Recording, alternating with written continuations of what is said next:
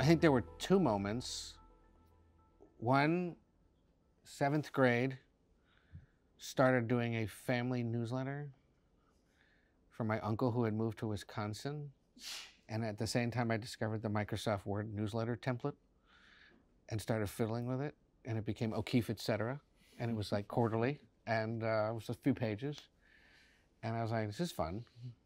But then it was in college and it was actually 20 years ago this semester that I was in London and had an internship and with a radio news group, and through various reasons realized this is it. I had thought maybe I'd be in government or politics. Instead I said, no, covering it, being able to see history and go home and have some semblance of a normal life and not be held to account every moment of your day by the general public felt a little better than being in public service. And just realizing that thanks to the First Amendment and thanks to what we do, like, it opens doors that others don't get to go through just by virtue of the work we do. So that was it for me. Wow. Mark? I mean, I was a voracious reader as a kid. I read everything I could get my hands on. Probably the thing that stuck with me the most was Sports Illustrated. and I loved that these guys got to go everywhere to tell these stories, all over the world, and introduce us to things we didn't know about. And that just fascinated me from the beginning. And then I kind of realized that you could do all that, plus weave video and sound into this storytelling, and I was hooked.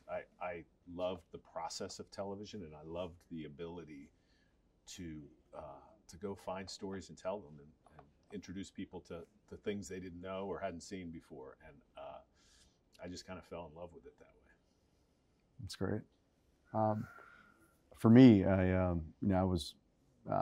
grew up in DC. My parents were activists, actually, in DC, and they always pushed me to do more for the community. They pushed me to do more for others, right? They really thought that you have to give back. And I kind of just, in high school and in college, I wrote for the respective papers. And to me, it was just like you could really make a difference, frankly, by writing, by illustrating some point in society of something that's occurring that needs more attention, and I think to me, journalism is an avenue for that. It's not, frankly, a job, it's a vocation sometimes. Mm-hmm. It's like a purpose that we have on telling the truth, and we have an obligation as members of the Fourth Estate to do that, to our, especially now, especially during the election cycle.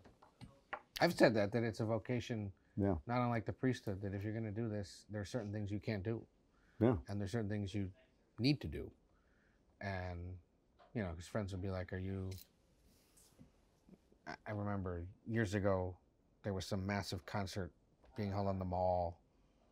It was the kind of concert you'd want to go to, except that it was like some kind of anti-war or some other event. And it was like, no, can't go to that because it's a political event.